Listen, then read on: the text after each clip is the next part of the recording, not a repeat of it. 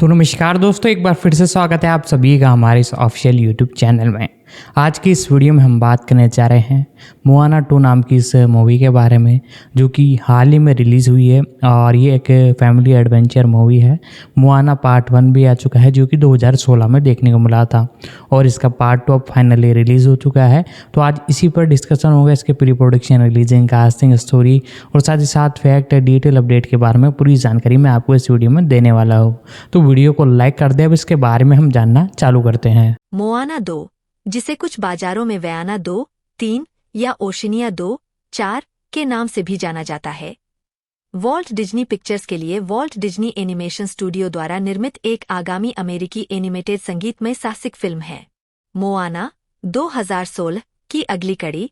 इस फिल्म का निर्देशन David Derrick junior, Jason Hand और डाना लेडॉक्स मिलर, उनके फीचर निर्देशन में पहली बार ने किया था, और क्रिस्टीना चेन और यवेट मेरिनो द्वारा निर्मित जेरेड बुश और मिलर की पटकथा 1, 2, 5। इस फिल्म में ऑली क्रावलहो, ड्वेन जॉनसन, टिमुरा मॉरिसन, निकोल शेरजिंगर, राहेल हाउस और एलन टुडिक शामिल हैं।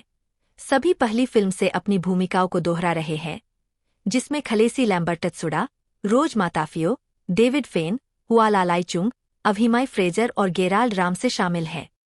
चूंकि हॉलीवुड ने कोविड-19 लॉकडाउन के कारण थिएटर बंद होने के कारण राजस्व उत्पन्न करने के लिए संघर्ष किया, मोआना 2 पर विकास डिज्नी प्लस के लिए एक लंबी सी सीमित स्ट्रीमिंग श्रृंखला के रूप में शुरू हुआ। 6 फरवरी 2024 तक एक नाटकीय सीक्वल में फिर से काम करने से पहले डेरिक ने लेखक और निर्देशक दोनों के रूप में पुष्टि की। मई में हैंड, मिलर, चेन और मेरिनो की भागीदारी की पुष्टि की गई थी। 1 महीने बाद बुश के लेखक के रूप में लौटने की पुष्टि की गई थी। बाद में मिलर ने अगस्त में सहलेखक के रूप में डेरिक की जगह ली। पहली फिल्म के संगीतकार और सह गीतकार मार्क मेंसिना और ओपेटिया फोआई ने स्कोर करने और गाने लिखने के लिए वापसी की। मोआना 2 को संयुक्त राज्य अमेरिका में Walt Disney studio motion pictures द्वारा 27 नवंबर 2024 को रिलीज किया जाना है। 7, 8 आधार। पहली फिल्म की घटनाओं के 3 साल बाद मोआना को अपने पूर्वजों से एक अप्रत्याशित कॉल प्राप्त होती है और वह अपना खुद का दल बनाती है। अपने दोस्त अर्धदेव माउई के साथ फिर से मिलती है। जब वे मोटू फेतु के छिपे हुए द्वीप पर भगवान नालो के अभिशाप को तोड़ने के लिए ओशिनिया के दूर समुद्र की यात्रा करते हैं, जो एक बार समुद्र के लोगों को जोड़ता था, तो वे पुराने और नए दुश्मनों का सामना करते हैं, जिनमें काकामोरा और अंडरवर्ल्ड देवी मातंगी शामिल हैं। 9. रालना ओली क्रावल्हो मोआना के रूप में। 10. 11. गांव के मुखिया तुई और उनकी पत्नी सिना की जिज्ञासु बेटी, जिसे मोटू फेटू द्वीप पर अभिशाप को तोड़ने के लिए सागर द्वारा चुना जाता है। ड्वेन जॉनसन माउई के रूप में। 12. 13. एक मजबूत इरादों वाला आकार बदलने वाला देवता जो मोआना के साथ उसकी यात्रा में साथ देता है।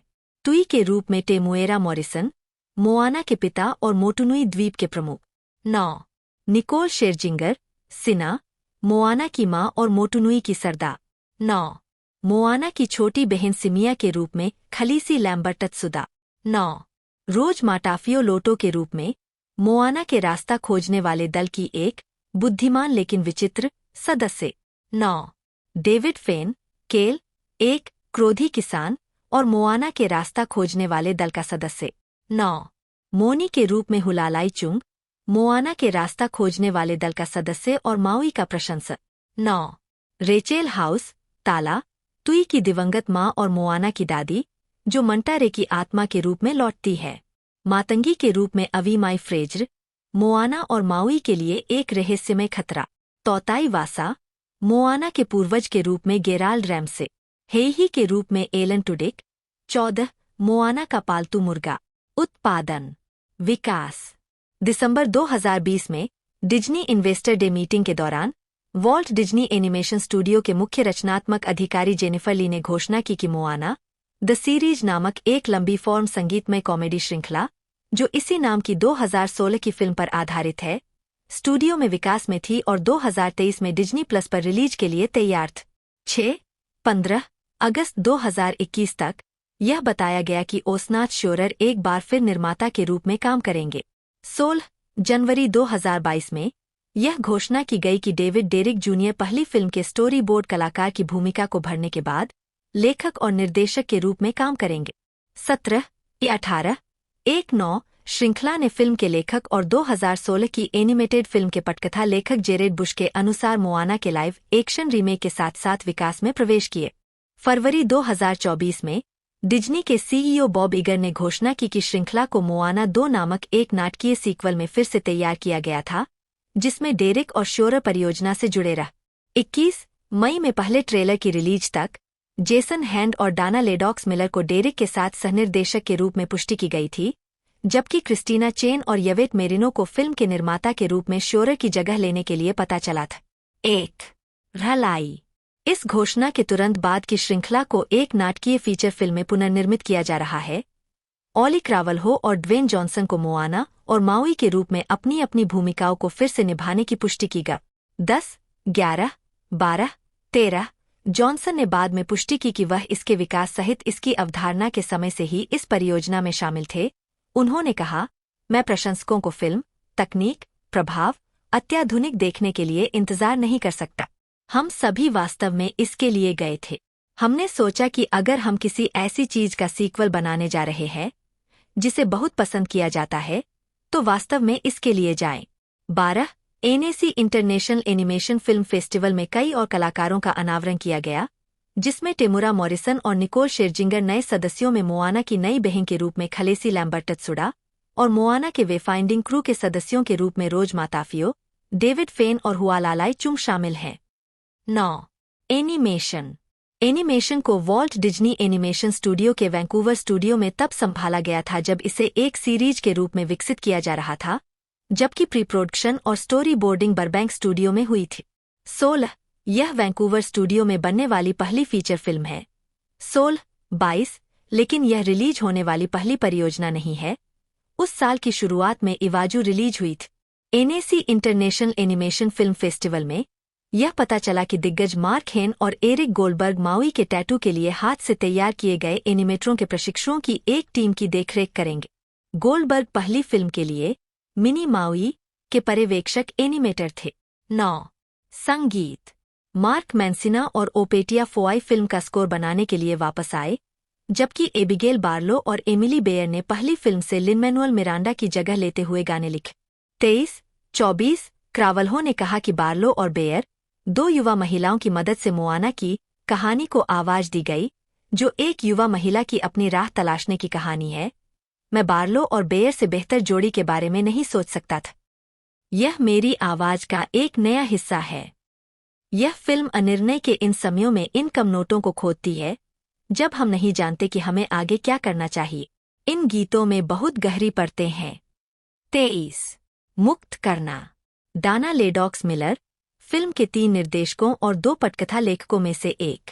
ओली क्रावल्हो, मोआना की आवाज। मिलर और क्रावल्हो ने कैलिफोर्निया के एनाही में 23-2024 में फिल्म पर अपने काम पर चर्चा की। मोआना 27 नवंबर 2024 को सिनेमाघरों में रिलीज होने वाली है। 21-25 विपणन। फिल्म का पहला ट्रेलर 1 महीने पहले सिनेमाकॉन में डेब्यू करने के बाद 29 मई 2024 को रिलीज किया गया था। 1-26 फिल्म की एक झलक 14 जून 2024 को 2024 NAC international animation film festival में दिखाई गई थी।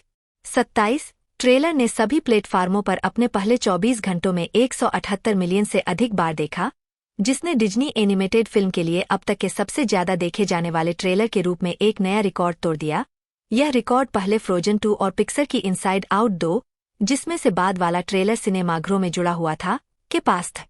28 9 अगस्त 2024 को क्रावल्हो और जॉनसन कैलिफोर्निया के एनाही में 2024 D23 एक्सपो में डिज्नी एंटरटेनमेंट शोकेस में फिल्म का प्रचार करने और एक नया ट्रेलर जारी करने के लिए उपस्थित हुए, जिसे कुछ ही समय बाद ऑनलाइन जारी किया गया। 29 D23 प्रस्तुति के दौरान क्रावल्हो ने पॉलिनेशियन नर्तकियों के साथ फिल्म का एक नया गीत वी आर बैक प्रस्तुत किए। 29 जॉनसन ने प्रस्तुति का उपयोग एक नई live action monster jam film की घोषणा करने के लिए भी किया, जिसे वह डिज्नी के साथ मिलकर बनाएंगे। 30 स्थानीयकरण। पहली फिल्म की तरह मोआना 2 को यूरोपीय देशों में रिलीज किया जाना तय है। 31 32 33 ट्रेडमार्क संघर्ष के कारण शीर्षक और नायक का नाम बदलकर वयाना कर दिया गया है। 34 सीक्वल के लिए पॉलिनेशियन भाषाओं में 2 विशेष डबिंग जारी की जानी है, एक हवाईयन 35 और एक माओरी भाषा डबिंग 36। इन दोनों भाषाओं में 2016 में जारी एक ताहिती डबिंग के साथ 37 को पहली फिल्म की डबिंग भी मिली थी। राहेल हाउस द्वारा निर्देशित माओरी डबिंग 38 का प्रीमियर 2017 में हुआ था।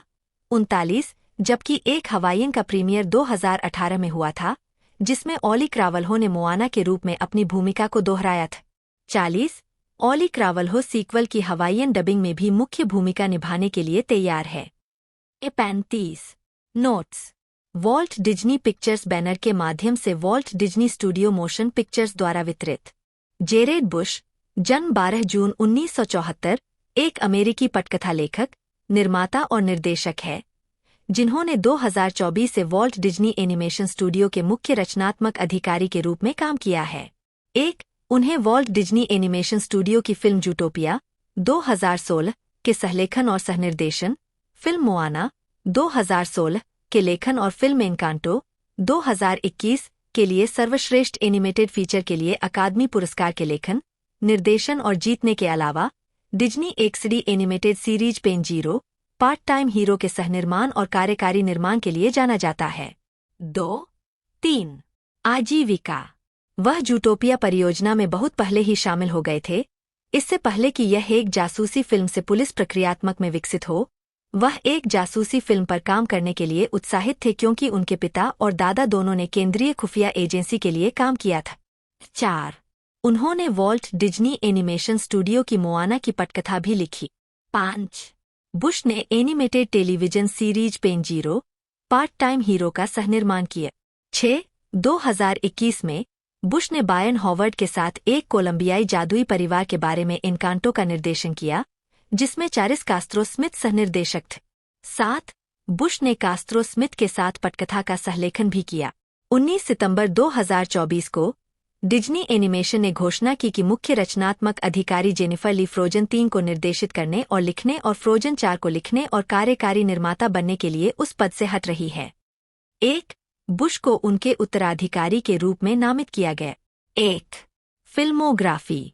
फिल्में क्लो ऑली क्रावल्हो बटा एल आइट आई के आर वी एल जे ओ बटा 2-3 जन्म 22 नवंबर 2004 एक अमेरिकी अभिनेत्री है।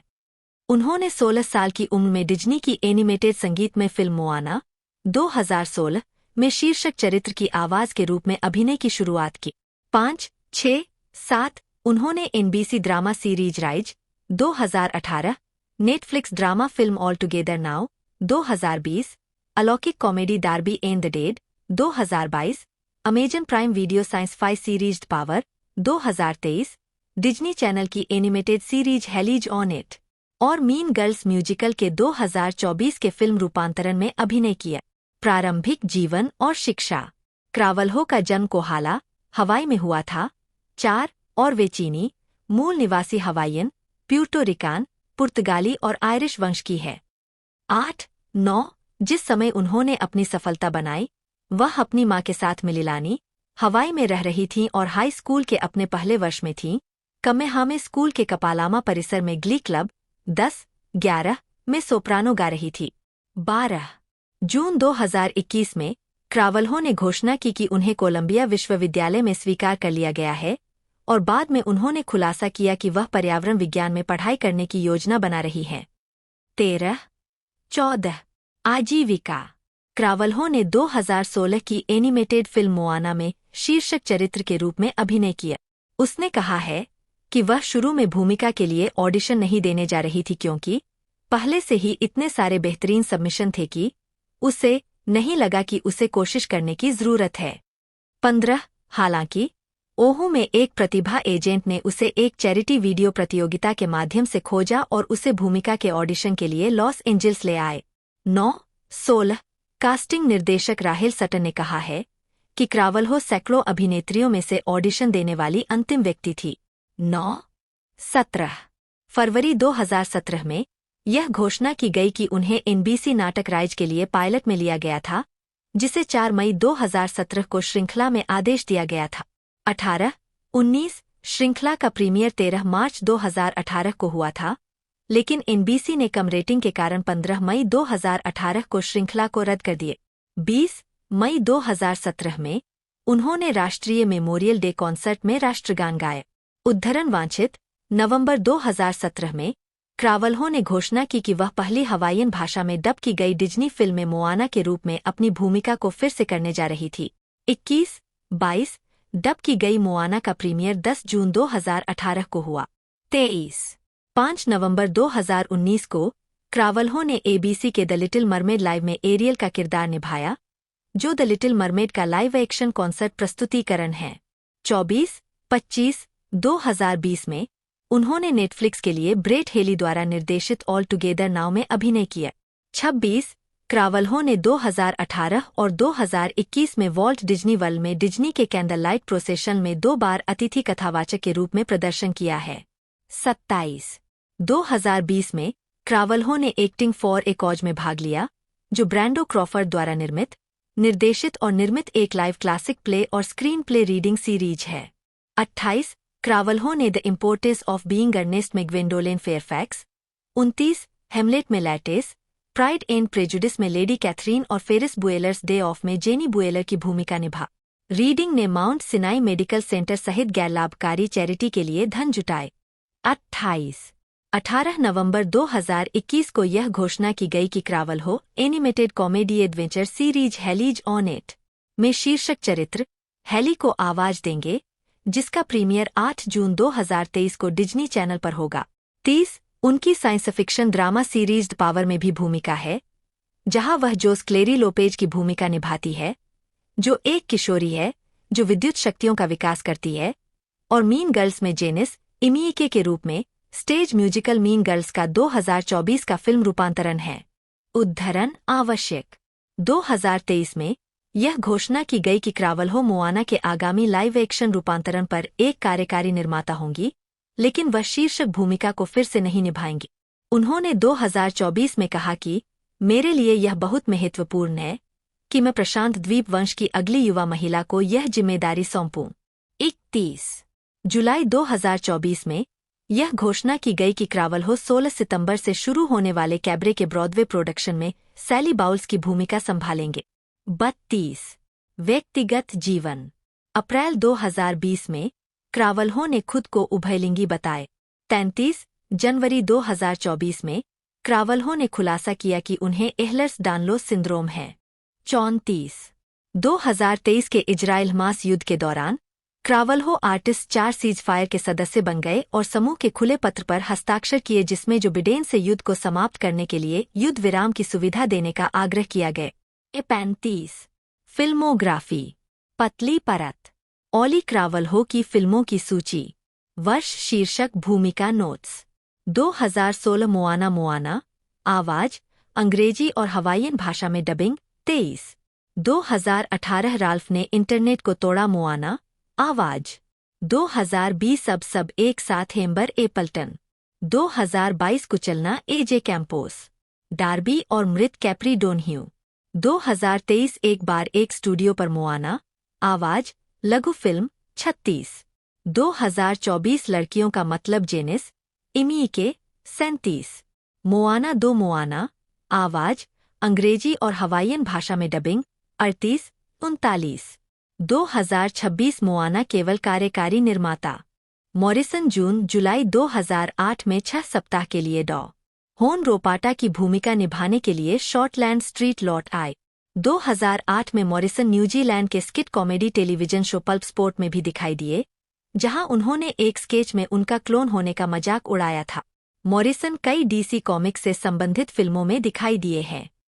2011 की फिल्म ग्रीन लैंटर्न में उन्होंने अबिन सूर का किरदार निभाया था। 15 2018 में उन्होंने एक्वामैन में शीर्षक चरित्र के पिता लाइट हाउस कीपर टॉम करी की भूमिका निभा। मॉरिसन ने 2023 में रिलीज होने वाली द फ्लैश और दिसंबर 2023 में रिलीज होने वाली Aquaman and the lost kingdom में भूमिका दोहरा। 16 व्यक्तिगत जीवन। जीवित व्यक्ति की जीवनी के इस भाग को सत्यापन के लिए अतिरिक्त उद्धरणों की आवश्यकता है। कृपया विश्वसनीय स्रोत जोड़कर सहायता करें। जीवित व्यक्तियों के बारे में विवादास्पद सामग्री जो स्रोतहीन या खराब स्रोत वाली है, उसे लेख और उसके वार्ता पृष्ठ से तुरंत हटा दिया जाना चाहिए, खासकर यदि संभावित रूप से मानहानिकारक। स्रोत खोजें। टेमुएरा मॉरिसन, समाचार पत्र, पुस्तकें, विद्वान जिस्टोर। जनवरी 2022। जाने कि इस संदेश को कैसे और कब हटाया जाए। मॉरिसन न्यूजीलैंड में रहते हैं और अपना समय वहां, ऑस्ट्रेलिया और संयुक्त राज्य अमेरिका में फिल्मांकन के बीच बांटते हैं। 1980 के दशक के अंत में all girl group when the cats away की गायिका किम विलोबी के साथ उनके रिश्ते से एक वयस्क बेटा है और पीटा मेलबर्न के साथ एक बेटी है।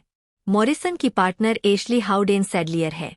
17 जो माओरी वंश, विशेष रूप से तुहोई और नगाती पोरो वंश की है। फिल्मोग्राफी। पतली परत। वर्ष शीर्षक भूमिका नोट्स। 1972 रंगी की पकड़ रंगी। 1984 अन्य भाग टोनी। 1988 कभी हार मत मानो अल्फ विंटर्स। मौरी युवा पुलिस। घास काटने वाला सार्जेंट हैरिस टेलीविजन फिल्म। 1994 कभी योद्धा थे जेक द मुस हेके। 1996 कंटिया तार एक सलहूद। टॉ मोरो का द्वीप अजाजेलो। टूटी फूटी अंग्रेजी मनु। छोटे सफेद झूठ टिम।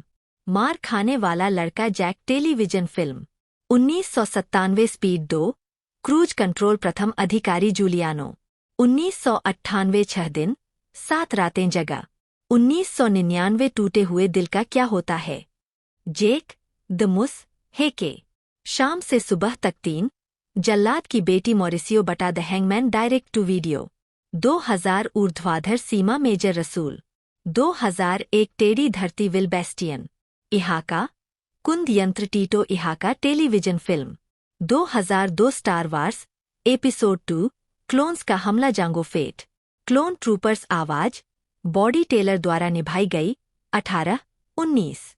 2004 खूबसूरत देश सांप का सिर। Blueberry Rooney. The Empire Strikes Back DVD special edition Boba Fett. Temuera Derek Morrison एमएनजे डेम। जन्म 26 दिसंबर 1960, न्यूजीलैंड के एक अभिनेता है जिन्हें पहली बार अपने देश में सोप ओपेरा शॉर्टलैंड स्ट्रीट में डॉ होन रोपाटा की भूमिका निभाने के लिए पहचान मिली थी। उन्होंने 1994 की फिल्म वंस वेयर वॉरियर्स और इसके 1999 के sequel heart becomes of the broken hearted में जेक द मुस हेके के रूप में अपनी प्रमुख भूमिका के लिए आलोचकों की प्रशंसा प्राप्त की।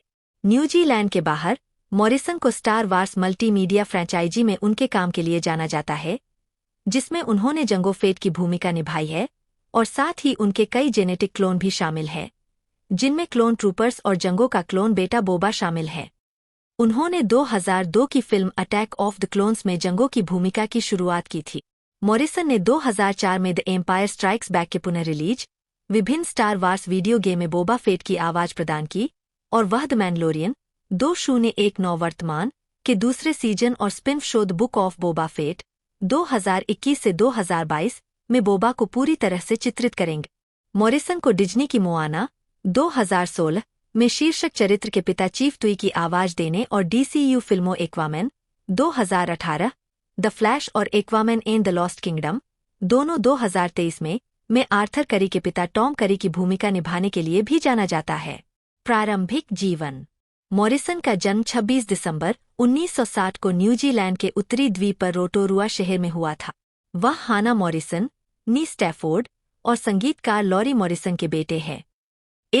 वह ते अरावा, नगाती वहाकाउ और तेनुई, नगाती मनियापोटो, नगाती रारुआ, वहाकापा का माओरी है, और उसके पास स्कॉटिश और आयरिश वंश भी है। 3 उनकी बहन कलाकार टैनी मॉरिसन थीं और उनके चाचा संगीतकार सर हॉवर्ड मॉरिसन थे। उनकी माध्यमिक शिक्षा वेस्ले कॉलेज, ऑकलैंड और western Heights high school, Rotorua में हुई। आजीविका। मॉरिसन ने 1973 की फिल्म रंगीज कैच में अपनी पहली फिल्म की शुरुआत की, जिसमें उन्होंने शीर्षक चरित्र निभाए। उन्होंने New Zealand special performing arts training scheme के तहत ड्रामा में प्रशिक्षण लिया। उनकी शुरुआती मुख्य भूमिकाओं में से एक 1988 की फिल्म नेवर से डाई में थी, जिसमें लिसा इल्बैकर उनके साथ थी। इसके बाद उन्होंने 1992 से 1995 तक टेलीविजन सोप ओपेरा शॉर्टलैंड स्ट्रीट में डॉ. होन रोपाटा की भूमिका निभाई। उन्हें तब अमर कर दिया गया जब एक अन्य चरित्र ने उन्हें यह कहते हुए डांटा, आप अब ग्वाटेमाला में नहीं हैं, डॉ. रोपाटा। 1994 में उन्होंने एलन डफ के इसी नाम के उपन्यास के फिल्म रूपांतरण वंस वेयर वॉरियर्स में हिंसक और अपमानजनक माओरी पति जेक द मुस हेके की भूमिका के लिए ध्यान आकर्षित किए। यह फिल्म न्यूजीलैंड में रिलीज हुई सबसे सफल स्थानीय फिल्म बन गई और विदेशों में कई देशों में बेची गई। इस भूमिका ने उन्हें अंतर्राष्ट्रीय ख्याति दिलाई और उन्हें 1994 के न्यूजीलैंड फिल्म और टेलीविजन पुरस्कारों में नाटकीय भूमिका में सर्वश्रेष्ठ पुरुष प्रदर्शन के लिए पुरस्कार मिला। उन्होंने sequel heart becomes of the broken hearted में भूमिका दोहराई, जिसके लिए उन्हें न्यूजीलैंड फिल्म पुरस्कारों से सर्वश्रेष्ठ अभिनेता का पुरस्कार मिला। अपने प्रदर्शन के लिए प्राप्त प्रशंसा के बावजूद मॉरिसन ने 2010 में कहा कि उन्होंने भूमिका से टाइपकास्ट महसूस किया, इस हद तक कि यह मेरे गले में एक चक्की का पत्थर था। 4 वे स्पीड 2, क्रूज कंट्रोल 1997 और द ब्यूटीफुल कंट्री 2004 में सहायक भूमिकाओं में नजर आए। 2005 में मॉरिसन न्यूजीलैंड टेलीविजन पर talk show the time show के होस्ट बन गए। 1996 के क्वींस बर्थडे ऑनर्स में मॉरिसन को नाटक में सेवाओं के लिए न्यूजीलैंड ऑर्डर ऑफ मेरिट का सदस्य नियुक्त किया गया था। 6 उन्होंने 2009 में एक आत्मकथा लिखना शुरू किया, जिससे उन्हें उम्मीद थी कि यह दूसरों को सितारों तक पहुंचने के लिए प्रेरित करेगी।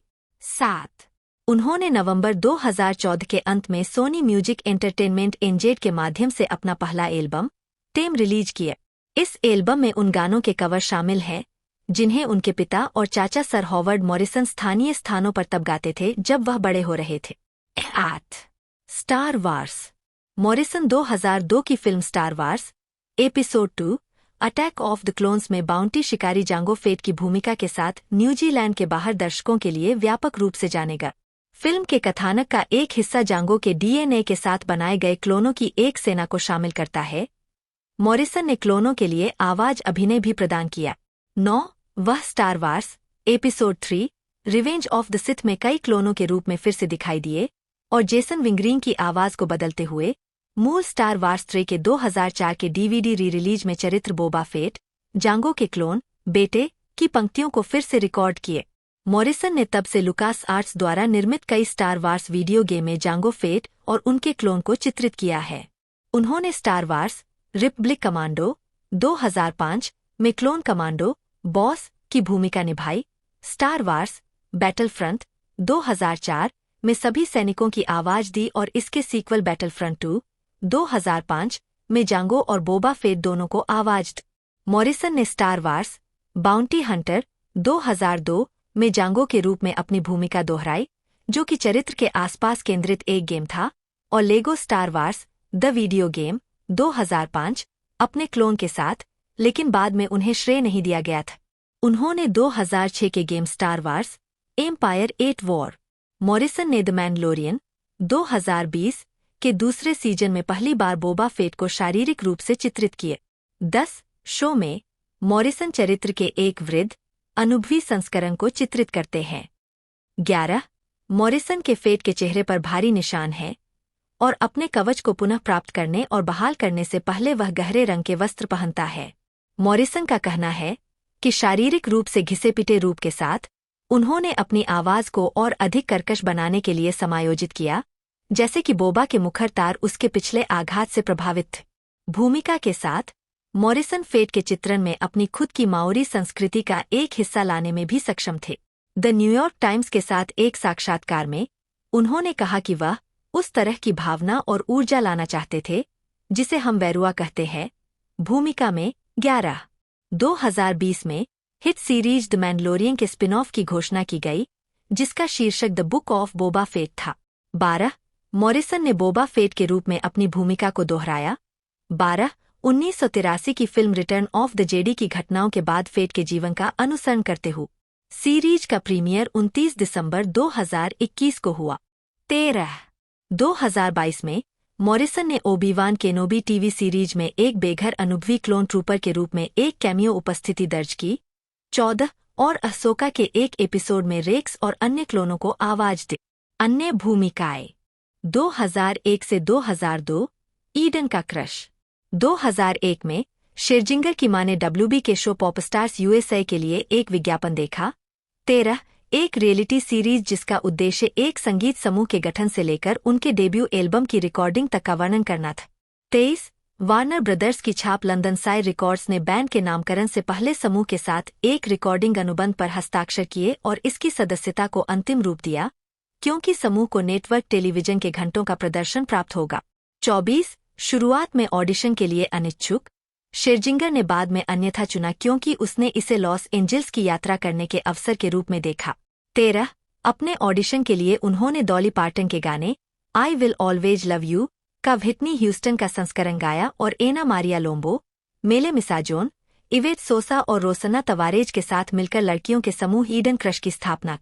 25 उनका पहला एकल गेट ओवर योरसेल्फ मार्च 2001 में रिलीज हुआ और बिलबोर्ड हॉट 100 पर 8वें नंबर पर शुरू हुआ और हॉट 100 सिंगल सेल्स चार्ट पर नंबर 1 पर शुरुआत करने वाली पहली महिला कलाकार बन गई। 26 उनका पहला studio album pop star 2001 billboard 200 chart पर 6ठे नंबर पर शुरू हुआ।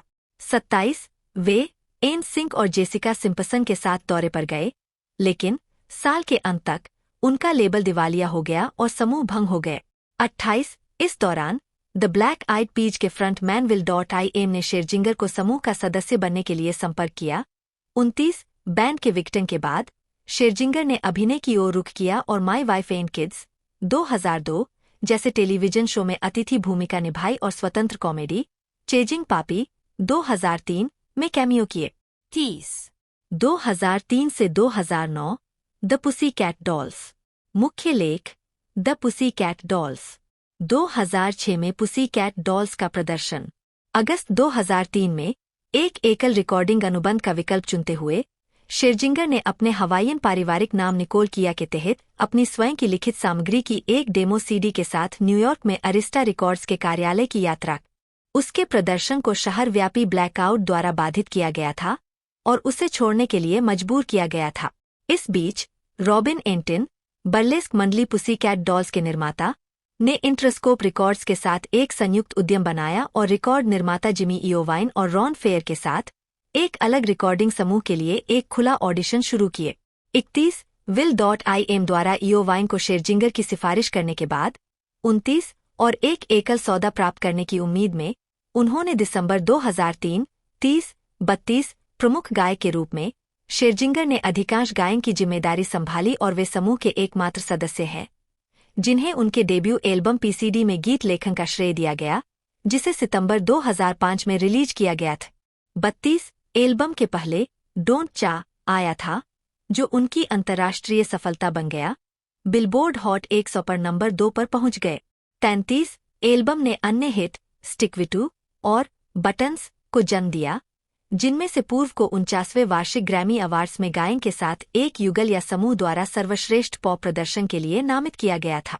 34 फरवरी 2006 में शेरजिंगर ने यूनिवर्सल म्यूजिक पब्लिशिंग ग्रुप के साथ एक वैश्विक प्रकाशन समझौते पर हस्ताक्षर किए, जो उनके भविष्य के गीत लेखन को कवर करेगा।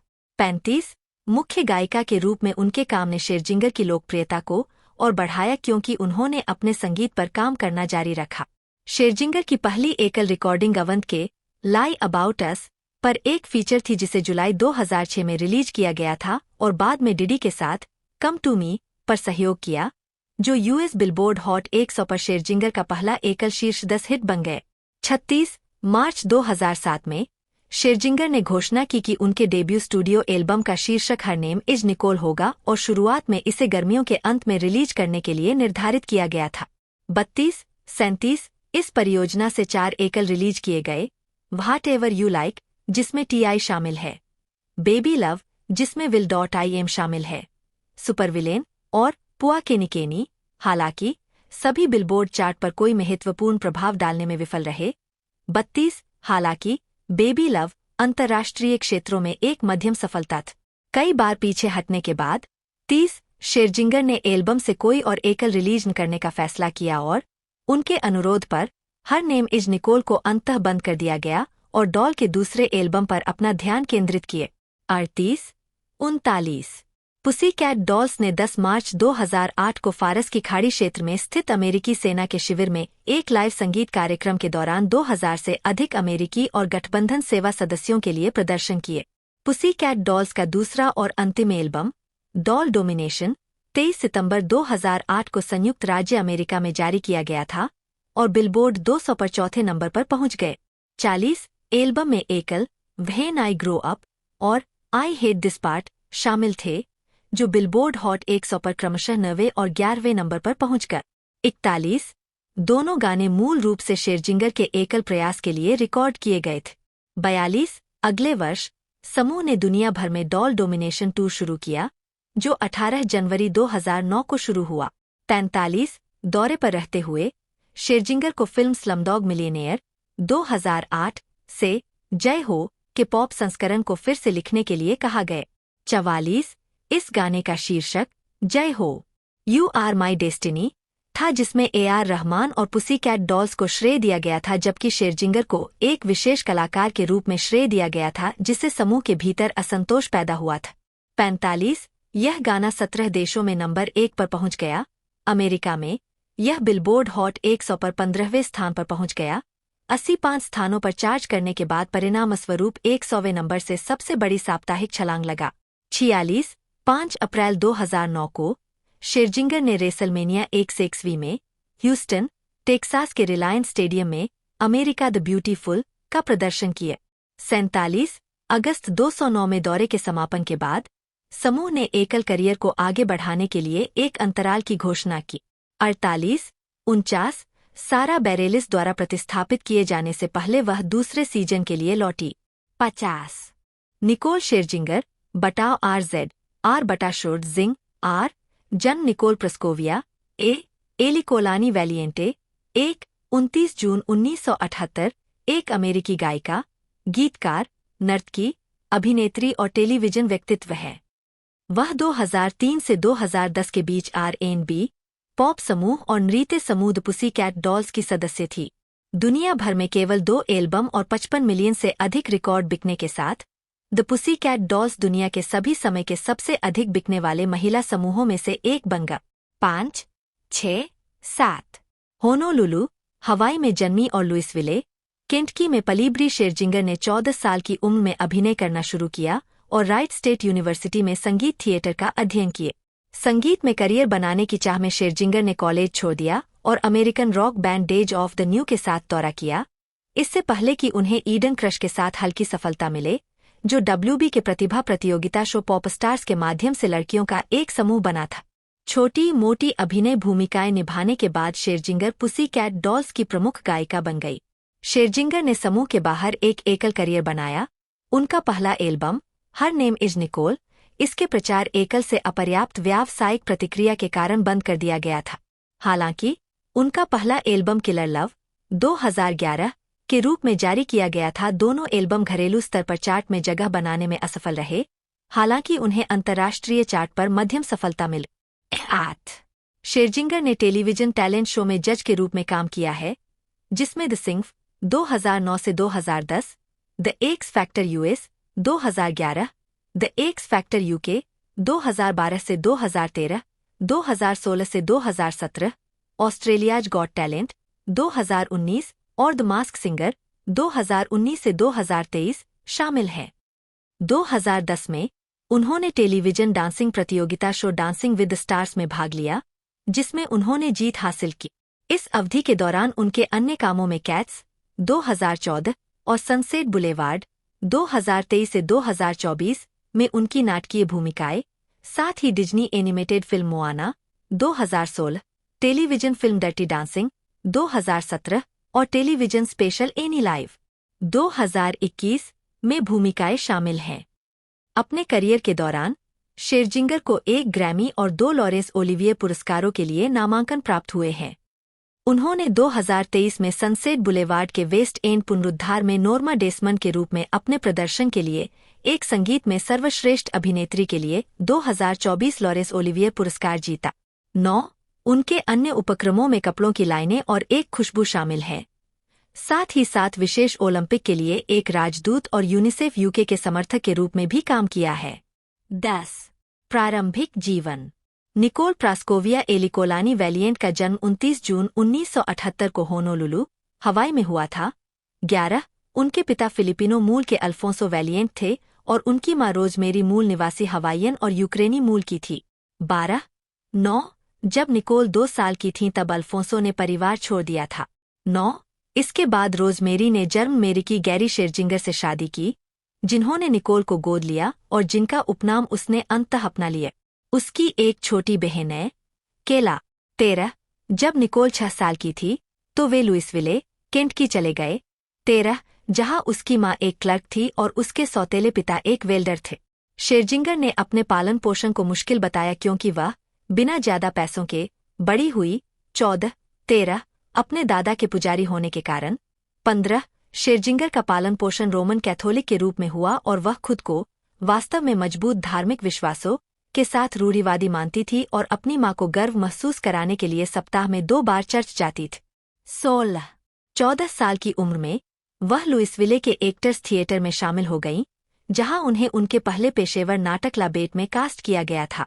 17 उन्होंने 1996 में ड्यूपॉन्ट मैनुअल हाई स्कूल में youth performing arts school YPAS से स्नातक की उपाधि प्राप्त की, जहां उन्होंने एलिस इन वंडरलैंड सहित कई नाटकों में भाग लिया, जिसमें उन्होंने एलिस की भूमिका निभाई थी। शेरजिंगर आश्चर्यचकित थीं कि उन्हें यह भूमिका मिली क्योंकि उनका मुकाबला नीली आंखों और सुनहरे बालों वाली लड़की से था। 13 2007 में उन्हें सबसे कम उम्र की सदस्यों में से एक के रूप में ड्यूपॉन्ट मैनुअल एलुमनाई के हॉल ऑफ फेम में शामिल किया गया था। 18 2013 से शेरजिंगर ने YPAS को प्रतिवर्ष $2000 नामचीन छात्रवृत्ति प्रदान की है। 18 इस अवधि के दौरान शेरजिंगर ने संगीत में शिकागो, गाइज एंड डॉल्स और शो बोट के क्षेत्रीय निर्माणों में मुख्य भूमिकाएं हासिल की। 17 कॉलेज के अपने अंतिम वर्ष में शेरजिंगर को days of the new band के नेता ट्रेविस मीक्स ने अपने स्वशीर्षक वाले दूसरे स्टूडियो एल्बम में गायन में योगदान देने के लिए काम पर रखा था। मीक्स ने एक ऐसे गायक की तलाश की जो कुछ और विश्व ओपेरा बनावट और आवाज दे सके। 20 एल्बम का समर्थन दौरा इसके बाद हुआ, जिसके कारण शेरजिंगर को कॉलेज छोड़ देना पड़ा। 21 दौरे के समापन की ओर मीक्स ने कहा कि दोनों रचनात्मक रूप से अलग हो गए। उन्होंने दावा किया कि वह संगीत को बहुत अच्छी तरह से नहीं समझती थीं, लेकिन उन्होंने कहा कि वह एक अद्भुत मनोरंजनकर्ता। आजीविका। विशेष रूप से गीत मानक मेमोरी के उनके गायन की प्रशंसा की और एक संगीत में सहायक भूमिका में सर्वश्रेष्ठ अभिनेत्री के लिए लॉरेंस ओलिवियर पुरस्कार नामांकन प्राप्त किए। 85 वह कैट्स के ब्रॉडवे पुनरुद्धार में ग्रिजाबेला को फिर से निभाने के लिए तैयार थीं, लेकिन रिहर्सल से एक हफ्ते पहले 30 जून 2015 को शेरजिंगर को विभिन्न प्रकार के show I can do that का विजेता घोषित किया गया, जहां 6 हस्तियां एक दूसरे के साथ ऐसे कौशल का प्रदर्शन करके प्रतिस्पर्धा करती है जिसके बारे में उन्हें कभी पता ही नहीं चलता। 87 जुलाई में उन्होंने वाशिंगटन डीसी में एक कैपिटल फोर्थ कॉन्सर्ट में और 2015 के विशेष ओलंपिक विश्व ग्रीष्मकालीन खेलों के उद्घाटन के दौरान अमेरिकी राष्ट्रगान का प्रदर्शन किए। 88 89 best time ever with Neil Patrick Harris. 15 सितंबर 2015 को एनबीसी पर शेरजिंगर के साथ सहमेजबान के रूप में एक लाइव विभिन्न प्रकार के शो का प्रीमियर हुआ। कम रेटिंग के कारण एक सीजन के बाद शो रद्द कर दिया गया। 90 अगले महीने रिकी विल्सन द्वारा आयोजित संगीत panel show 90 the x factor UK से 3 साल के अंतराल के बाद शेरजिंगर 13वीं और 14वीं श्रृंखला के लिए रीटा ओरा की जगह एक जज के रूप में लौटी। वह 15वीं श्रृंखला से पहले चली गईं, जहां उनकी जगह रॉबी विलियम्स ने ले ली। 91 92 उन्होंने एनिमेटेड फीचर मोआना में सिना की आवाज दी, जिसे नवंबर 2016 में वॉल्ट डिज्नी पिक्चर्स के माध्यम से रिलीज किया गया था। 93 शेरजिंगर ने एबीसी की टेलीविजन फिल्म डर्टी डांसिंग में पेनी के रूप में अभिनय किया, जो इसी नाम की 1987 की फिल्म की रीमेक थी। 94 इसका प्रीमियर 24 मई 2017 को हुआ। 95 हालांकि फिल्म को आलोचकों से नकारात्मक समीक्षा मिली, शेरजिंगर के प्रदर्शन की प्रशंसा हुई। 97 2018 में शेरजिंगर ने राल्फ ब्रेक्स द इंटरनेट में एक आवाज कैमियो किया था। 98 2019 से 2022 the mask singer, Pussycat Dolls का पुनर्मिलन और एकल वापसी। शेरजिंगर ने 2019 की शुरुआत द मास्क सिंगर में एक पैनलिस्ट के रूप में दिखाई देने के साथ की, एक वास्तविकता गायन प्रतियोगिता जहां मशहूर हस्तियां अपनी पहचान छुपाने वाली वेशभूषा पहनते हुए प्रसिद्ध गीतों के कवर गाती है। कार्यक्रम का प्रीमियर 2011 में द एक्स फैक्टर यूएसए के बाद से संयुक्त राज्य अमेरिका में सबसे अधिक रेटिंग वाली अनस्क्रिप्टेड टेलीविजन श्रृंखला की शुरुआत थी और तब से यह नेटवर्क के लिए एक रेटिंग सफलता रही है। 99 मई 2019 में ऑस्ट्रेलिया के गॉट टैलेंट के 9वें सीजन में जज के रूप में शेरजिंगर की घोषणा की गई थी। 100 अक्टूबर और दिसंबर 2019 के बीच वह द एक्स फैक्टर स्पिन के सेलिब्रिटी और द बैंड में जज के रूप में दिखाई दी। 101 102 द एक्स फैक्टर सेलिब्रिटी के समापन पर सुट्टा, बाचर, रॉबर्ट्स, शेरजिंगर और वायत से मिलकर बनी पुसी कैट डॉल्स ने अपने पिछले सिंगल्स और अपने नए गीत रिएक्ट के लाइव मेडली प्रदर्शन के साथ फिर से वापसी की। 103 ब्रिटिश मीडिया नियामक ऑफकॉम को दर्शकों से 400 से अधिक शिकायतें मिली, जिन्होंने बैंड के प्रदर्शन की कथित उत्तेजक प्रकृति की आलोचना की। 104 मई 2010 में शेरजिंगर और उनके डांस पार्टनर डेरेक हफ ने डांसिंग विद द स्टार्स का 10वां सीजन जीता। 51 जुलाई 2010 में शेरजिंगर ने द एक्स फैक्टर यूके में अतिथि जज के रूप में काम किया, जहां उन्होंने वन डायरेक्शन का गठन किया। 52 लड़कों को उठाकर और अन्य जजों से आग्रह करके कि लड़के साथ में धमाल मचा सकते थे। 53 54 उनके कार्यकाल को दर्शकों और निर्माताओं ने खूब सराहा। 55 अगले महीने उन्होंने रॉक म्यूजिकल रेंट के नील पैट्रिक हैरिस के हॉलीवुड बाउल प्रोडक्शन में मॉरीन का किरदार निभाए। 56 संगीत में उनके प्रदर्शन को आलोचकों से प्रशंसा मिली। 57 लॉस एंजल्स टाइम्स के चार्ल्स मैकनल्टी ने लिखा। 58 अक्टूबर 2010 में शेरजिंगर ने एल्बम से मुख्य एकल के रूप में पॉइजन रिलीज किया, जो यूके सिंगल्स चार्ट पर तीसरे नंबर पर पहुंच गया। 59 और अपने एकल कैरियर पर ध्यान केंद्रित करने के लिए पुसी कैट डॉल से प्रस्थान की घोषणा।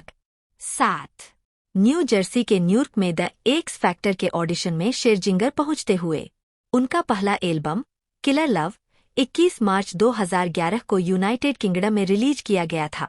61 यूके एल्बम चार्ट पर एल्बम ने शुरुआत की और 8वें नंबर पर पहुंच गया और नवंबर तक इसकी 1,40,000 से अधिक प्रतियां बिक गई। 62 एल्बम का दूसरा एकल don't hold your breathe UK singles chart में एकल कलाकार के रूप में शेरजिंगर का पहला नंबर 1 एकल बन गया और इसका तीसरा एकल राइट देयर तीसरे नंबर पर पहुंच गए। 59 राइट देयर को 50 सेंट के साथ रीमिक्स किया गया और यह 29वें नंबर पर पहुंच गया, जो बिलबोर्ड हॉट 100 पर मुख्य कलाकार के रूप में उनका सबसे अधिक चार्टिंग वाला एकल बना रहा। 63 इसे किलर लव के यूएस संस्करण के लिए मुख्य एकल के रूप में रिलीज किया गया था। 64 हालांकि कई देरी के बाद रिलीज कभी नहीं हो पा। 62 शुरुआत में द एक्स फैक्टर के यूएसए शो के पहले सीजन में स्टीव जोन्स के साथ सहमेजबानी करने के लिए काम पर रखा गया था। 65 ऑडिशन के चरणों के बीच जज के रूप में द एक्स फैक्टर यूके की पूर्व जज चेरिल कोल की जगह शेरजिंगर ने अंतः विवाद खड़ा कर दिया था। 66 बाद में क्वार्टर फाइनल में परिणाम को गतिरोध पर भेजने के बाद उन्हें प्रतिक्रिया और मौत की धमकियां मिलीं, जिसके परिणामस्वरूप राहेल क्रो को बाहर कर दिया गया। 67 उन्होंने ओवर 30 के दशक की सलाह दी। उनके अंतिम अभिनय जोश क्राजिक को सीजन का उपविजेता नामित किया गया। 68 दिसंबर 2011 में the Phantom of the opera की 25वीं सालगिरह के हिस्से के रूप में शेरजिंगर ने रॉयल वैरायटी परफॉर्मेंस में इसी नाम का गीत प्रस्तुत किए। 69 शेरजिंगर ने पहले सीजन के समापन के बाद एक्स फैक्टर यूएसए छोड़ दिए। द एक्स फैक्टर यूएसए के दूसरे सीजन के लिए उनकी जगह डेमी लोवाटो ने ले ली। फरवरी 2012 में उन्होंने यूनाइटेड किंगडम में अपना पहला हेडलाइनिंग टूर शुरू किया। 71 और बाद में कुछ समय के लिए बैरी सोनेनफेल्ड के मेन इन ब्लैक 3 में दिखाई दी। 72 15 जून 2012 को उन्हें केली रॉलैंड की जगह द एक्स फैक्टर यूके की 9वीं श्रृंखला के लिए चौथे जज के रूप में पुष्टि की गई, जिसकी कथित सैलरी $1.17 मिलियन थी। 73 शेरजिंगर ने लड़कों की श्रेणी का मार्गदर्शन किया और लाइव शो में प्रतिस्पर्धा करने के लिए जेम्स आर्थर, रायलन क्लार्क नील और जहमीने डगलस का चयन किए। शेरजिंगर ने इतिहास रच दिया और यूके शो में बेहद सफल जज बनी। वह एकमात्र जज बनी जिनकी तीनों अदाएं क्वार्टर फाइनल में थीं और दूसरी जज जिन्होंने अपनी शेष 2 अदाएं अंतिम 2 के रूप में रखीं। आर्थर ने अंतर सीरीज जीत ली। 75 2013 से 2018 बिग फैट लाई और टेलीविजन उद्यम। 2018 में मॉस्को में साउंड चेक के दौरान शेरजिंगर। मार्च 2013 में शेरजिंगर ने बूमरैंग रिलीज किया, जो यूके सिंगल्स चार्ट पर 6ठे नंबर पर शुरू हुआ और शीर्ष पर रहा। 76 इसकी निराशाजनक सफलता के बाद संबंधित एल्बम को हटा दिया गया। 77 शेरजिंगर एक्स फैक्टर की 10वीं सीरीज के लिए जज के रूप में $2.3 मिलियन के कथित वेतन पर लौटी। 78 फरवरी 2014 में शेरजिंगर ने घोषणा की कि उन्होंने सोनी म्यूजिक एंटरटेनमेंट और RCA रिकॉर्ड्स के साथ कथित तौर पर $4.5 मिलियन में एक रिकॉर्ड डील साइन की है। 79-80 शेरजिंगर का दूसरा स्टूडियो एल्बम बिग फैट लाई अक्टूबर 2014 में रिलीज हुआ। यूके एल्बम चार्ट पर इसकी बिक्री में कमी देखी गई, जिसके कारण अगले वर्ष लेबल से उनका अंतिम प्रस्थान हुआ। 81 एल्बम से पहले योर लव, रन और ऑन द रॉक्स एकल रिलीज हुए थे। 82 your love UK singles chart पर 6ठे नंबर पर पहुंच गया और अन्य अंतर्राष्ट्रीय बाजारों में मध्यम सफलता हासिल की। 83 दिसंबर में शेरजिंगर ने लंदन पैलेडियम में संगीतमय कैट्स के 2014 के पुनरुद्धार में ग्रिजाबेला के रूप में अभिनय करते हुए वेस्ट एंड में अपनी शुरुआत की, जहां उन्होंने 8 फरवरी 2015 तक 12 सप्ताह तक भूमिका निभाई। 84 उनके प्रदर्शन को आलोचकों से बहुत अच्छी समीक्षा मिली। उन्होंने जेनेट जैक्सन के 6ठे स्टूडियो एल्बम द वेलवेट रोप 1997 को अपने दूसरे एल्बम बिग फैट लाई 2014 के लिए अपनी मुख्य प्रेरणा के रूप में उद्धृत किया, जबकि योर लव का संगीत वीडियो जैक्सन के love will never do without you 1989 clip से प्रेरित था। 126 रिकॉर्डिंग प्रक्रिया के दौरान उन्होंने कहा कि सैम स्मिथ के 2014 album in the lonely hour ने उन्हें भावनात्मक रूप से कच्चा होने के लिए प्रेरित किए। 127 शेरजिंगर ने अपने संगीत में अपनी हवाई विरासत को भी शामिल किया है। उनके एकल पुआ केनिकेनी 2007 का नाम उस फूल के नाम पर रखा गया था जो उस राज्य का स्वदेशी है। 128 गीत राइट देयर के संगीत वीडियो में हवाईयन और ताहिती फैशन और नृत्य चालें शामिल थी। 129-130 अपनी 20वीं की उम्र के दौरान शेरजिंगर ने अपने बालों को सुनहरे रंग में रंगकर लोपेज की नकल करने की कोशिश की। 131 संगीत शैली और आवाज 2006 में एक प्रदर्शन के दौरान शेरजिंगर के पास सोप्रानो रेंज है। 132-133 शेरजिंगर की गायन क्षमताओं को लेकर अलग अलग राय है। द डेली टेलीग्राफ के एडम व्हाइट उन्हें एक अविश्वसनीय गायिका मानते हैं, लेकिन कहते हैं कि उनकी आवाज अलग नहीं है। 134 किलर लव 2011 में उनके गायन प्रदर्शन को संगीत समीक्षकों से भी इसी तरह की समीक्षा मिली। द ऑब्जर्वर के माइकल क्रैग ने लिखा, शेरजिंगर की उल्लेखनीय आवाज को एक खाली कैनवास के रूप में इस्तेमाल किया गया है, जिसमें निर्माता अन्य कलाकारों के सुझावों को पेश करते हैं। 135 ऑल म्यूजिक के स्टीफन थॉमस एयरलेविन ने लिखा कि वह एक डेमो सिंगर की कुशलता के साथ गाती है, व्यक्तित्व का एक संकेत भी दिखाए बिना गाने की जरूरतों को पूरा करती है। 136 द गार्जियन की कैरोलीन सुलिवन ने उनके गायन प्रदर्शन को शक्तिशाली और सच्चा बताया, हालांकि उन्होंने कहा कि यह रिकॉर्ड की तुलना में लाइव ज्यादा स्पष्ट है। 137 एंड्रयू लॉयड वेबर ने शेरजिंगर की मेमोरी की रिकॉर्डिंग की प्रशंसा करते हुए इसे उनके द्वारा अब तक किए गए संगीत की सर्वश्रेष्ठ रिकॉर्डिंग कहा। 138 संगीत जारी करने के मामले में शेरजिंगर ने खुद को एक पूर्णतावादी कहा है और दावा किया है कि उन्होंने 5 एल्बमों को बंद करने का फैसला किया था, जिनमें सबसे उल्लेखनीय है हर नेम इज निको। 139 एल्बम के लिए रिकॉर्डिंग करते समय शेरजिंगर ने पॉप, R&B, हिप हॉप और रॉक शैलियों को शामिल किया। 140 उनका इरादा पुसीकैट डॉल्स की प्रमुख गायिका के रूप में अपनी भूमिका से खुद को अलग करना और खुद को एक एकल कलाकार के रूप में स्थापित करना था। 141 उनका पहला एल्बम किलर लव यूरोपॉप की ओर झुका और नृत्य और इलेक्ट्रॉनिक जैसी नई शैलियों की खोज की। 136 142 एल्बम में 2/3 तेज रफ्तार वाले गाने और 1/3 गाथा गीत है। 135 बिग फैट लाई में शेरजिंगर पिछले एक दशक या अमेरिकी पॉप से परिचित विभिन्न पॉप और नृत्य ट्रॉप्स पर लौटी। 143 एल्बम के विषय प्रसिद्धि, प्रेम, सेक्स, रिश्ते के मुद्दों के इर्द गिर्द घूमते हैं।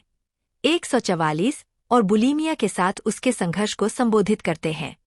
145 शेरजिंगर ऐसे गाने रिकॉर्ड करने के लिए चुनती है जो लाइव परफॉर्म करने के लिए उपयुक्त हो।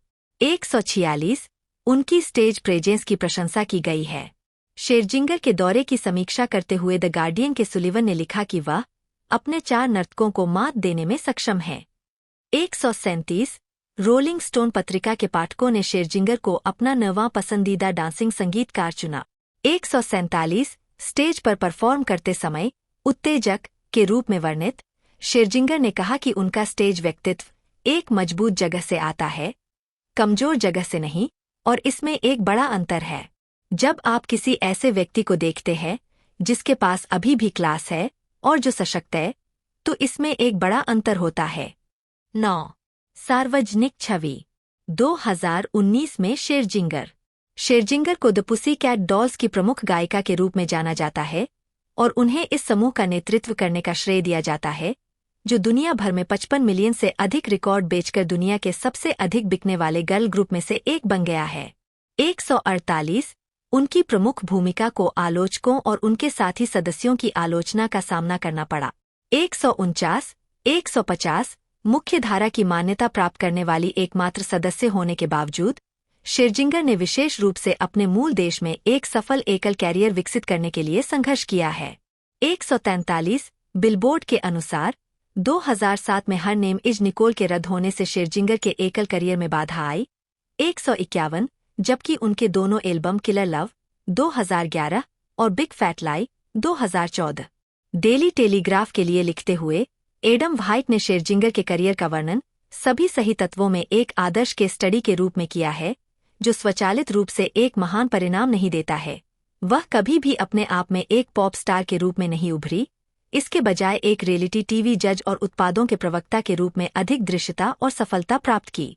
134 द इंडिपेंडेंट के निक डुएर्डन ने शेरजिंगर को पुसीकैट डॉल्स के साथ उनके काम, उनके टेलीविजन उपक्रमों और उनके प्रचारित निजी जीवन की बदौलत परम आधुनिक सेलिब्रिटी के रूप में वर्णित किए। उन्होंने कहा कि उनके पास प्राकृतिक प्रतिभा होने के बावजूद उनमें लेडी गागा की धार, कैटी पेरी की चुटजपा या रिहाना का उत्साह नहीं है। उनका प्रेरणा, जुनून और सफल होने की अथक प्रतिबद्धता उन्हें अन्य गायकों से अलग करती है। द मास्क सिंगर के तीसरे सीजन का प्रीमियर फरवरी 2020 में Super Bowl live lead out programme के रूप में हुआ और इसे 27.3 मिलियन से अधिक लोगों ने देखा।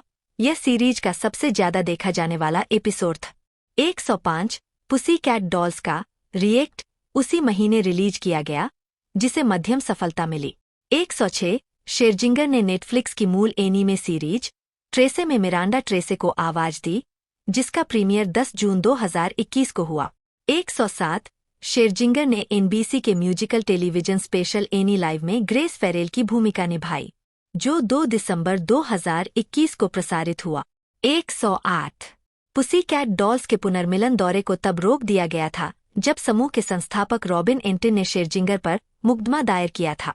109 इसे आधिकारिक तौर पर जनवरी 2022 में रद्द कर दिया गया था, जिसमें कोविड-19 महामारी के कारण लॉजिस्टिक कठिनाइयों और शेरजिंगर और एंटिन के बीच व्यावसायिक मुद्दों का हवाला दिया गया था। 110 111 उसी वर्ष अप्रैल में कुछ ही समय बाद शेरजिंगर ने हॉलीवुड के द सनरोज में 3 रातों का संगीतमय शोकेस आयोजित किए। कार्यक्रम के दौरान शेरजिंगर ने कई संगीत थिएटर प्रस्तुतियों के साथ साथ एकल संगीत में वापसी की घोषणा की। कार्यक्रम के बारे में बोलते हुए शेरजिंगर ने कहा, यह महत्वपूर्ण था कि लोग मुझे इस अंतरंग सेटिंग में देखें, वास्तव में मुझे सुने और गायन के माध्यम से संगीत के प्रति मेरे प्यार और जुड़ाव का अनुभव करें। मेरे लिए एक ऐसा स्थान बनाने के लिए जहां मैं एक कलाकार के रूप में अपनी पूरी क्षमता को जी सकूं, बिना किसी शैली या संगीत की शैली से परिभाषित हुए। उन्होंने संगीत के एक नए ईपी वॉरियर की रिलीज की भी पुष्टि की और इसके एक गीत नेवर गोइंग बैक को पहली बार पेश किए। उन्होंने यह भी पुष्टि की कि लेखन के समय वह हस्ताक्षर रहित है। 112 17 जून 2022 को और बेलफास्ट समाचार आउटलेट द न्यूज़लेटर के अनुसार यह पता चला था कि शेरजिंगर नालू नाम से बिस्तर सहित एक इंटीरियर डिजाइन रेंज की शुरुआत करने के लिए तैयार है। उद्यम को बेडे के माध्यम से लाइसेंस प्राप्त है, जो एक निर्माता है जिसने टेड बेकर और DKNY के साथ इसी तरह की रेंज का उत्पादन किया है। उत्तरी आयरिश डिजाइन एजेंसी एंथोलॉजी भी इस परियोजना में शामिल थी। 113 उसी दिन यह भी बताया गया कि शेरजिंगर 20 जून 2022 से शुरू होने वाले सप्ताह में फ्रांसीसी डीजे डेविड गुएटा के साथ मिलकर एक नया एकल द ड्रॉप रिलीज करेंगे। इसे 24 जून 2022 को रिलीज किया गया था। 115 7 मई 2023 को शेरजिंगर ने कोरोनेशन कॉन्सर्ट में प्रदर्शन किया, जो कि एक दिन पहले किंग चार्ल्स III और रानी कैमिला के राज्याभिषेक के उपलक्ष्य में आयोजित किया गया था। 116 शेरजिंगर ने चीनी पियानो वादक लैंग लैंग के साथ डिज्नी की 1998 की एनिमेटेड फिल्म मुलान से रिफ्लेक्शन गीत का प्रदर्शन किया। 117 2023 वर्तमान सनसेट बुलेवार्ड और ब्रॉडवे की शुरुआत। शेरजिंगर ने सवॉय थिएटर में सनसेट बुलेवार्ड के 2023 पुनरुद्धार में नोर्मा डेसमंड के रूप में अभिनय करते हुए वेस्ट एंड में वापसी की। उनके प्रदर्शन को आलोचनात्मक प्रशंसा मिली। 118 द न्यूयॉर्क टाइम्स के मैट वुल्फ ने उनके प्रदर्शन को करियर परिभाषित के रूप में सराहा। उन्होंने लिखा, शेरजिंगर को उस चरित्र में एक शिकारी आकर्षण मिलता है जो मनोरम और डरावना दोनों है। 119 वेस्ट एंड पर अपने प्रदर्शन के लिए शेरजिंगर को सर्वश्रेष्ठ संगीत प्रदर्शन के लिए 2023 इवनिंग स्टैंडर्ड थिएटर अवार्ड और एक संगीत में सर्वश्रेष्ठ अभिनेत्री के लिए 2024 लॉरेंस ओलिवियर पुरस्कार मिला। वह सेंट जेम्स थिएटर में प्रोडक्शन के ब्रॉडवे हस्तांतरण की भूमिका में अपना ब्रॉडवे डेब्यू करने के लिए तैयार है। 120 कलात्मकता को प्रभावित। शेरजिंगर ने व्हिटनी ह्यूस्टन चित्रित को अपना आदर्श और सबसे बड़ा प्रभाव बताया है। शेरजिंगर ने व्हिटनी ह्यूस्टन को अपना आदर्श और सबसे बड़ा प्रभाव बताया है। उन्होंने कहा कि वह बड़ी होकर व्हिटनी ह्यूस्टन बनना चाहती थीं और गायिका की गायन क्षमता और मंचीय उपस्थिति की प्रशंसा की।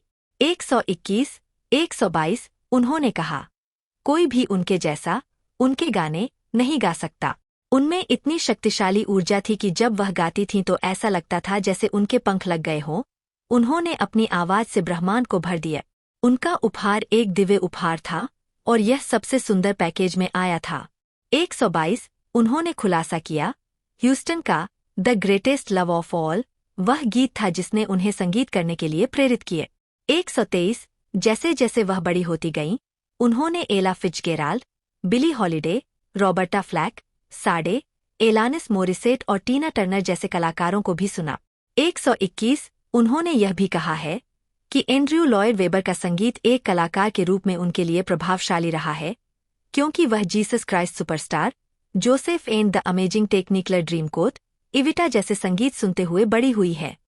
124 अप्रैल 2016 के अंत में प्रिंस की मृत्यु के बाद शेरजिंगर ने उन्हें अपने करियर के लिए एक मार्गदर्शक और प्रेरणा के रूप में उद्धृत करते हुए एक लंबी श्रद्धांजलि पोस्ट की। 125 मंच पर रहते हुए शेरजिंगर टीना टर्नर और मिक जैगर के व्यक्तित्व उधार लेती है।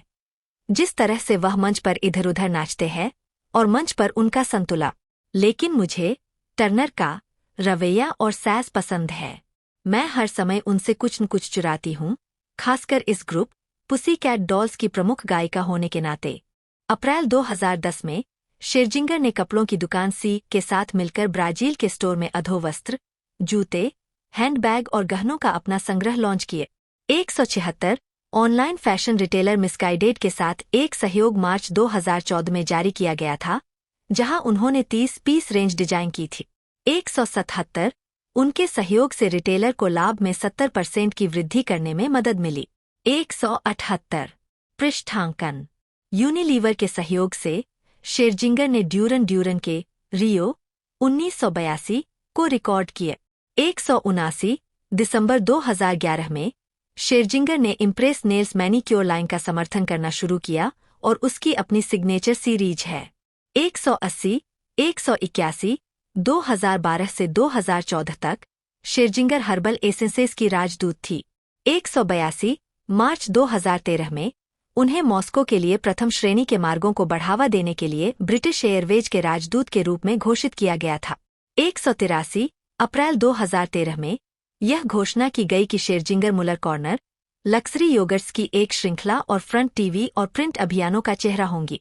184 सितंबर 2014 में शेरजिंगर स्किन केयर कंपनी के नए सेलिब्रिटी राजदूत के रूप में प्रोएक्टिव प्लस में शामिल हुई। 185 29 नवंबर 2016 को शेरजिंगर को विटामिन उत्पाद परफेक्टिल के नए चेहरे के रूप में घोषित किया गया था। 186 उन्होंने मार्च 2017 में विटा बायोटिक्स के नए परफेक्टिल विज्ञापन अभियान के लिए एक टेलीविजन विज्ञापन में अभिनय किए। 187 2 मार्च 2023 को यह घोषणा की गई कि शेरजिंगर पी एंड ओ क्रूज के लिए पहली गैर ब्रिटिश गॉडमदर होंगी और वह हर्विया की गॉडमदर होंगी, जिसका नामकरण 16 मार्च 2023 को किया जाना था। 188 डिस्कोग्राफी मुख्य लेख निकोल शेरजिंगर डिस्कोग्राफी और निकोल शेरजिंगर द्वारा रिकॉर्ड किए गए गानों की सूची। यह भी देखें ईडन क्रश डिस्कोग्राफी और the Pussycat Dolls discography. Killer love 2011, big fat lie 2014। Screen और मंच पर मुख्य लेख स्क्रीन और मंच पर निकोल शेरजिंगर। अभिनीत फिल्में मोआना 2016, मोआना 2 2024। अवस्था किराया 2010, बिल्लिया 2014 से 2015। सनसेट बुलेवार्ड 2023 से 2025। शेरजिंगर ने एक से एक सिंबल और ग्रह पर सबसे हॉट महिलाओं में से एक के रूप में अपनी छवि विकसित की है। 152 2006 से उन्हें एफएचएम की 100 सबसे सेक्सी महिलाओं की सूची में शामिल किया गया है, जो 2011 और 2014 में 9वें स्थान पर रहे। 153 2012 में VH1 ने उन्हें 100 सबसे सेक्सी कलाकारों की सूची में 8वां स्थान दिया। 154 जबकि कॉम्प्लेक्स पत्रिका ने उन्हें सभी समय की 100 सबसे हॉट महिला गायकों की सूची में 29वां स्थान दिए। 155 व्यक्तिगत जीवन 2012 के अंत में शेरजिंगर ने पुसी कैट डॉल्स की लोकप्रियता के चरम पर बुलिमिया के साथ अपने अनुभवों के बारे में बात की। समूह के साथ एक शुरुआती फोटोशूट से उसके बुलिमिक व्यवहार को ट्रिगर करने से पहले वह बॉडी डिस्मॉर्फिया से जूझती रही, जो लगभग 1 दशक तक चला। उन्होंने अंतःचिकित्सकों और जीवन प्रशिक्षकों के माध्यम से इस विकार पर काबू पा लिए। 21 रिश्ते शेरजिंगर खुद को शर्मीली मानती है और अपनी निजी जिंदगी को अपने तक ही सीमित रखती है और अपने रिश्तों से जुड़े साक्षात्कारों में सवालों के जवाब देने से इनकार करती है। 15-13 पूछे जाने पर शेरजिंगर कहती है, मेरा संगीत ही एकमात्र जगह है जहां मैं इसके बारे में खुली हूँ। 15 शेरजिंगर की सगाई 311 के प्रमुख गायक निक हेक्सम से हुई थी, जिनके साथ उन्होंने 2000 से 2004 तक डेटिंग की। 156 म्यूनिख में 2007 एमटीवी यूरोप म्यूजिक अवार्ड्स में मुलाकात के बाद शेरजिंगर ने फॉर्मूला 1 विश्व चैंपियन लुइस हैमिल्टन के साथ एक हाई प्रोफाइल रिश्ता शुरू किया। 157 7 साल का उनका रिश्ता ब्रिटिश प्रेस में एक टैब्लॉयड फिक्सचर था। 158 159 वे फरवरी 2015 में अंतिम बार अलग हुए। 160 2016 में वह बल्गेरियाई टेनिस खिलाड़ी ग्रिगोर दिमित्रोव के साथ एक रोमांटिक रिश्ते में शामिल थीं जो 2019 की शुरुआत में समाप्त हो गए। 161 जनवरी 2020 में शेरजिंगर ने पूर्व स्कॉटिश रग्बी खिलाड़ी थॉम इवांस के साथ अपने रिश्ते की पुष्टि की। 161 27 जून 2023 को यह पुष्टि की गई कि उनकी सगाई हो चुकी है। 162 राजनीति शेरजिंगर ने बराक ओबामा के 2008 के राष्ट्रपति अभियान का समर्थन किया। वह will.i.am के गीत यस वी कैन 2008 के संगीत वीडियो में दिखाई दी, जो 2008 के न्यू हैम्पशायर प्राइमरी के बाद ओबामा के भाषण से प्रेरित था। 163 उसने सार्वजनिक रूप से जीवन समर्थक रुख अपनाया है। 164 और एक नारीवादी के रूप में पहचान बनाने से बचती है। वह इसके बजाय कहती है, मैं सिर्फ महिलाओं के लिए हूँ, मैं सामान्य रूप से मानव जाति के लिए भी हूँ। 16 वह LGBTQ अधिकारों की समर्थक है।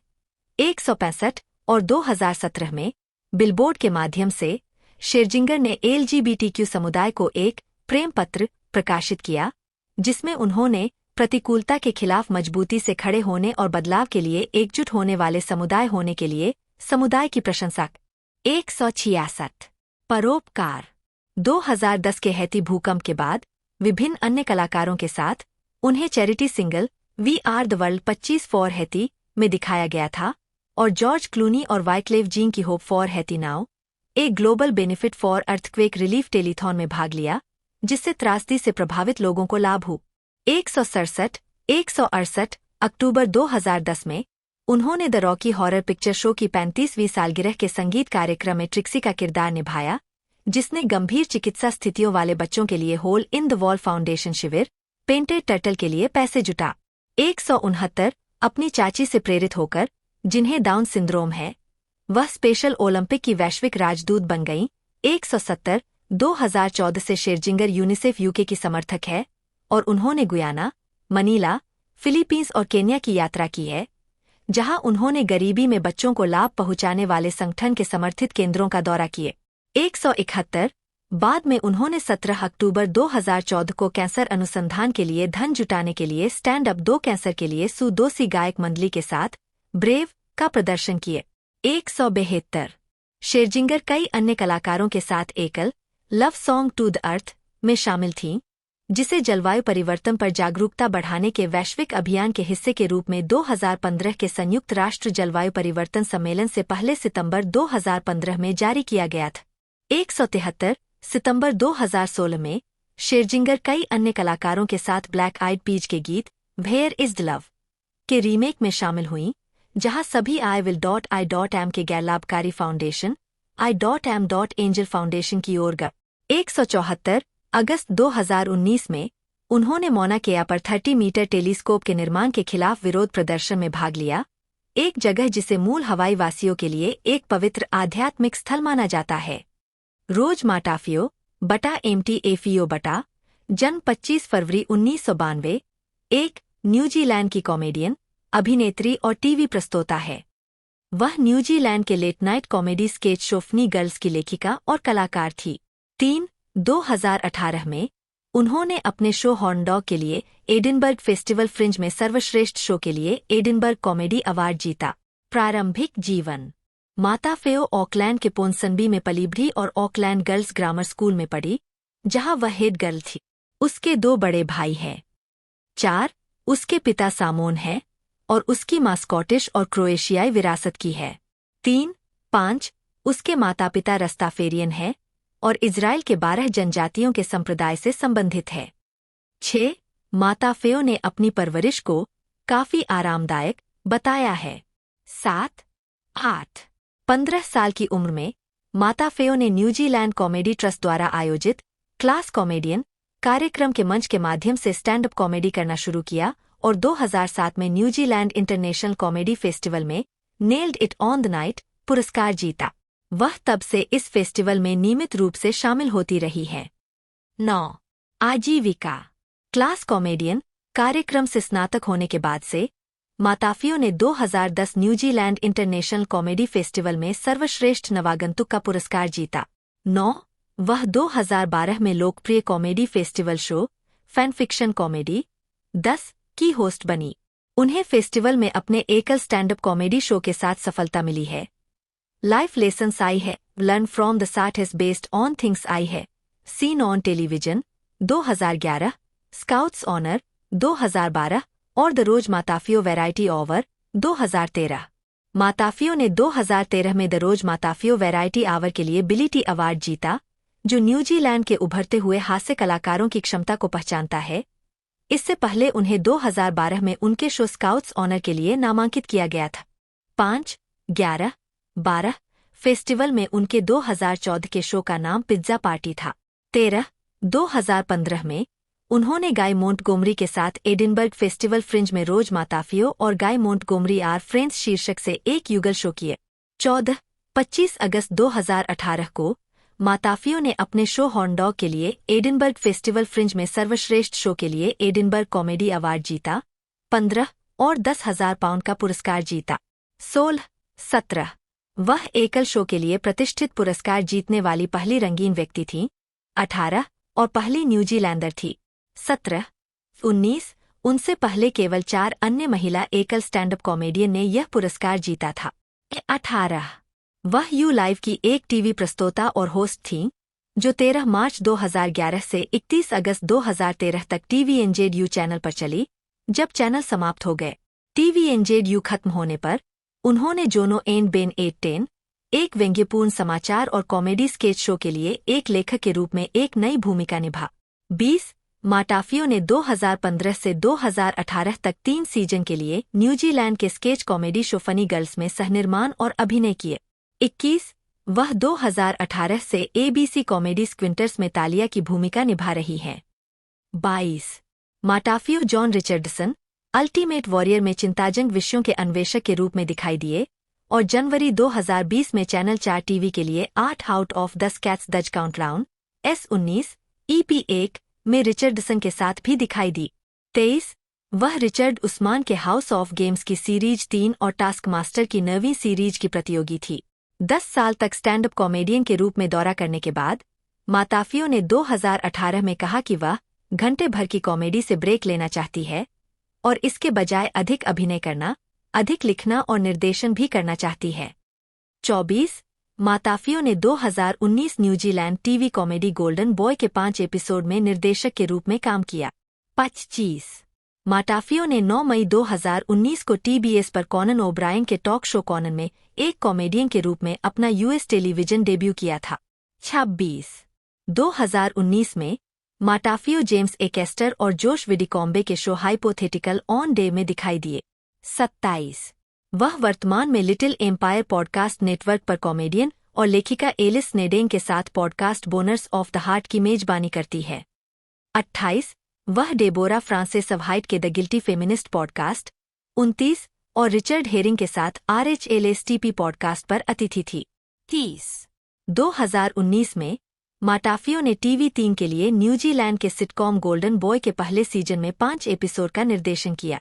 31 2020 में वह दूसरे सीजन में सहायक कलाकारों में से एक के रूप में गोल्डन बॉय के सेट पर लौटी। 32 जुलाई 2020 में Matafeo comedy show Tiny Tour of Aotearoa में गाय मोंटगोमरी के साथ न्यूजीलैंड की यात्रा पर शामिल हुए। 33 20 अगस्त 2020 को माटाफियो की कॉमेडी स्पेशल हॉर्नडॉग HBO मैक्स पर रिलीज हुई। 34 मार्च 2019 में यह घोषणा की गई थी कि माटाफियो को उनकी पहली फीचर फिल्म बेबी डन में मुख्य भूमिका के लिए चुना गया था। 35 उनके सहकलाकार मैथ्यू लुइस के साथ, जिन्हें हैरी पॉटर फिल्म श्रृंखला में नेविल लॉन्गबॉटम के रूप में उनकी भूमिका के लिए जाना जाता है। कॉमेडी फिल्म का कार्यकारी निर्माण थॉर, रैग्नारोक और Hunt for the Wilder people के निर्देशक ताइका वेटिटी। 36 ने किया था और इसे 2020 में रिलीज किया गया था। 35 अप्रैल 2021 में माटेफियो द्वारा निर्मित और अभिनीत 6 भाग की romantic comedy starstruck BBC, UK, HBO, USA, TVNZ, New Zealand और ABC, ऑस्ट्रेलिया पर प्रसारित हुई। 37, 38, 39 माटेफियो और एलिस स्नेडेन द्वारा सहलिखित।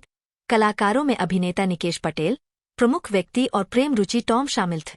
कोविड महामारी के कारण पहली श्रृंखला के लिए फिल्मांकन में देरी हुई। हालांकि पहली श्रृंखला के फिल्मांकन शुरू होने से पहले ही शो की दूसरी श्रृंखला शुरू कर दी गई थी। 40 तीसरी श्रृंखला सितंबर 2023 में रिलीज हुई। 41 2023 में माटाफियो ने ब्रिटिश क्विज शो पॉइंटलेस को अतिथि के रूप में प्रस्तुत किया। 42 मई 2023 में यह घोषणा की गई कि वह जूनियर टास्कमास्टर में टास्कमास्टर की भूमिका निभाएंगी, जो कि 9 से 11 वर्ष की आयु के बच्चों के लिए टास्कमास्टर स्पिन-ऑफ है, जिसमें माइक वोजनियाक सहायक के रूप में होंगे। 43 व्यक्तिगत जीवन माटाफियो ने पहले न्यूजीलैंड के कॉमेडियन गाय विलियम्स को डेट किया था। 44 45 2015 में वह लंदन चली गईं, जहां उनके तत्कालीन प्रेमी जेम्स एकेस्टर रहते थे। उन्होंने कॉमेडियन निश कुमार के साथ एक फ्लैट साझा किए। 3 46 47 48 माटाफियो और एकेस्टर का 2017 में ब्रेकअप हो गए। 49 माटाफियो की रुचियों में से एक मुकबैंग वीडियो, जिसमें होस्ट दर्शकों के साथ बातचीत करते हुए बड़ी मात्रा में भोजन खाता है। इसलिए जुलाई 2018 में उसने ऑकलैंड में डबल हैप्पी टेकवे से खरीदे गए टेकवे का उपयोग करके अपना खुद का मुकबैंग वीडियो बनाने का फैसला किए। इसे द स्पिन-ऑफ पर दिखाया गया था। 50 माटाफियो ग्रीन पार्टी ऑफ एओटेरोआ न्यूजीलैंड के समर्थक है और उन्हें 2020 के आम चुनाव के लिए उनके अभियान की शुरुआत की मेजबानी करनी थी, लेकिन बाद में उन्हें इस भूमिका से हटने के लिए कहा गया। ग्रीन पार्टी ने कहा कि ऐसा पार्टी के भीतर गलतफहमी के कारण हुआ। 44 फिल्मोग्राफी दोस्तों 72% की इसकी एक तरह से रेटिंग है और रॉटेन टोमेटोज़ पर इसे 68% की रेटिंग है, जो कि बहुत ही धांसू है। और ये एक दिन यानी डेट की बात की जाए तो ये रिलीज़ की गई है 21 नवंबर 2024 को और 27 नवंबर 2024 को इसे यूनाइटेड स्टेट में रिलीज़ कर दिया गया। और एक दिन के अंदर इसका जो कलेक्शन निकल कर आया है 66.3 मिलियन का निकल कर आया है, जो कि बहुत ही धांसू है इस मूवी के बॉक्स ऑफिस कलेक्शन और बजट के हिसाब से। बाकी एक तरह से 100 मिनट टोटल इसकी लेंथ है। बाकी पूरी जानकारी मैंने इस मूवी के बारे में आपको बता दी है। यदि वीडियो अच्छी लगे तो वीडियो को लाइक कीजिएगा। आज की इस वीडियो में इतना ही। मिलते हैं दोस्तों अगले वीडियो में।